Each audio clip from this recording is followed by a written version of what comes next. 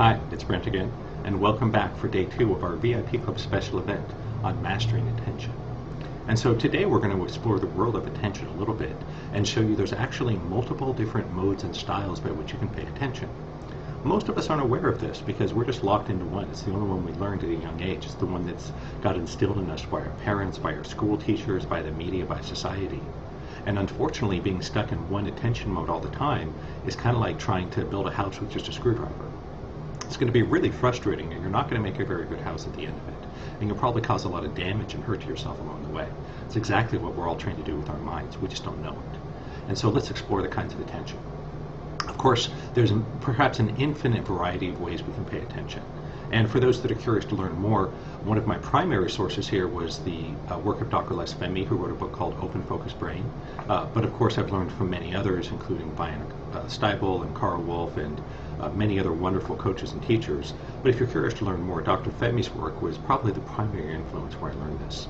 And of course, also Jean Girardi of the Brain Optimization Institute, who introduced me to Dr. Fehmi's work. So those are all great resources if you want to go deeper and learn more.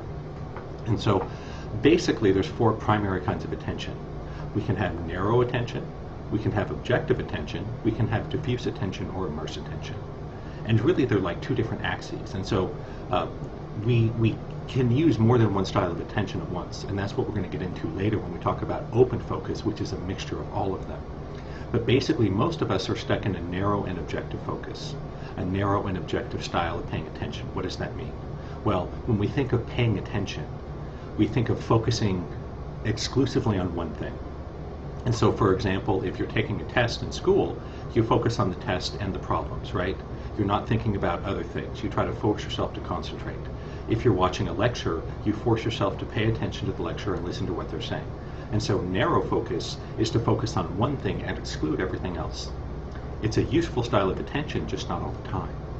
The next style of attention, which usually goes with it, is objective attention. What that means is that you, the observer, see yourself as distinct and separate from that which you're observing. And so this obviously has a close tie into the awakening material, where we realize that there is no observer. There is no being that with free will that's having the observation. And simply the observation is simply happening. But in our minds, especially in Western culture, we've objectified everything, and we see ourselves as a separate and distinct being perceiving something, having an experience. And so we separate ourselves from the object of our attention, and that's what objective means. And so you put them together, and most of us stay stuck our whole lives in a narrow objective attention focus. We focus narrowly on one thing to the exclusion of everything else, and we objectify what we're looking at and create a separation between us and the thing we're perceiving. And so that becomes a very rigid style of attention. And in the next video and article, we'll talk about different kinds of stress. And the narrow objective focus is what most of us think about when we say we're paying attention, right?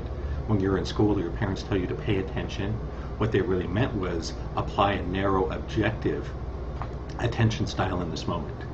But most of us don't learn the other ways or get trained out of them.